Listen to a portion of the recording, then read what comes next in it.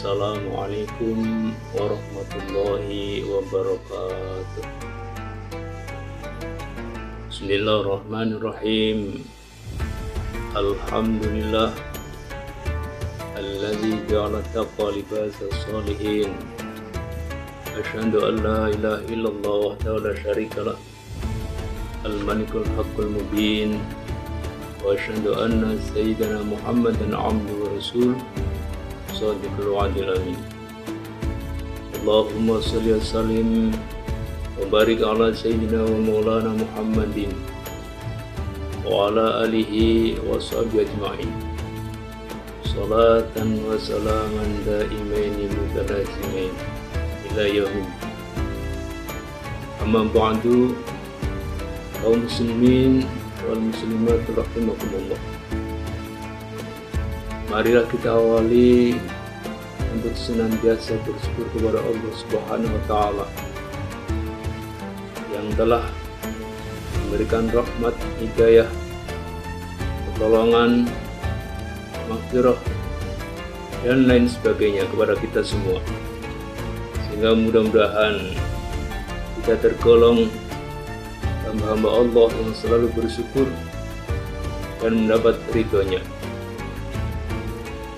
Salawat serta salam mudah-mudahan Allah Subhanahu wa Ta'ala limpahkan kepada beliau Rasulullah sallallahu alaihi wasallam, sehingga kita semua insyaallah menjadi umatnya yang terbaik, menjadi umatnya yang nanti di hari kiamat akan mendapatkan syafaatnya. Allahumma amin. Kaum muslimin wal muslimat, hadani Allah wa iyyakum.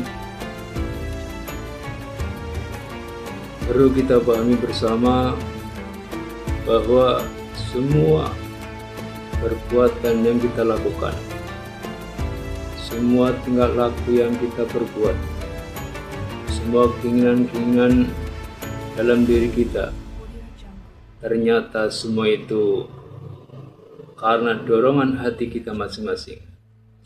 Karena semua itu dipengaruhi oleh hati kita masing-masing. Maka ketika hati manusia cenderung pada perbuatan baik, seluruh anggota badan kita pun akan melakukan kebaikan. Akan tetapi jika hati manusia cenderung pada keburukan, maka anggota badan pun akan mengarah kepada keburukan tersebut. Sewaktu hati manusia menginginkan sesuatu, maka anggota badan pun berusaha melakukan sesuatu untuk mencapai keinginannya. Hal inilah yang telah disabdakan oleh beliau Rasulullah sallallahu alaihi wasallam dalam sebuah hadisnya, Anin Nu'man bin Bashir radhiyallahu anhu maqala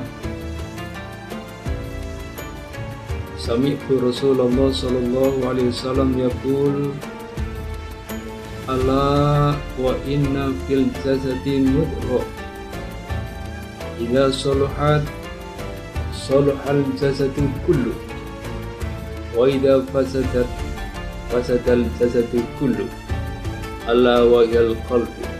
Muttafaqun alaih. Anin Nu'man bin Bashir radhiyallahu anhu maqala, ceritakan dari sahabat Nu'man bin Bashir radhiyallahu anhu, beliau berkata, Sami'tu Rasulullah sallallahu alaihi wasallam yaqul, saya mendengar Rasulullah sallallahu alaihi wasallam bersabda, ala wa inna fil jasadi mudghah, ingatlah sesungguhnya di dalam jasad itu ada segumpal daging. Idza saluhat saluhal jasadu kullu, ketika segumpal daging tersebut baik, saluhal jasadu kullu, maka akan baik pula seluruh jasad. Sebaliknya, wa idza fasadal jasadu kullu, ketika segumpal daging tersebut rusak, fasadal jasadu kulluh, maka akan rusak pula seluruh jasad manusia. Ala wahiyal qalb, ingatlah segumpal daging tersebut adalah hati. Muttafaqun alaih, diriwayatkan oleh Imam Bukhari Muslim. Kaum muslimin wal muslimat rahimakumullah, dengan hadis Nabi inilah kita bisa paham bersama bahwa perlu bagi kita untuk menata hati kita, untuk mengelola hati kita, agar hati kita selalu cenderung kepada perbuatan-perbuatan baik, agar hati kita selalu cenderung untuk melakukan amaliyah solehah, dan agar hati kita cenderung untuk selalu mendekatkan diri kepada Allah Subhanahu wa Ta'ala. Jangan sampai hati kita terjangkit penyakit-penyakit hati yang akan merusak amal ibadah kita di hadapan Allah Subhanahu wa Ta'ala. Di antara penyakit-penyakit hati tersebut yang merusak kebaikan kita adalah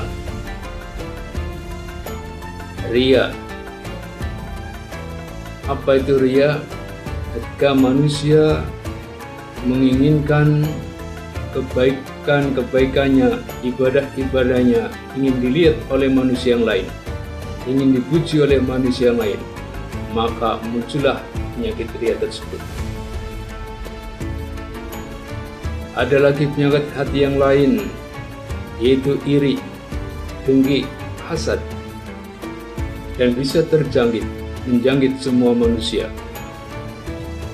Apa itu hasad, iri, dengki?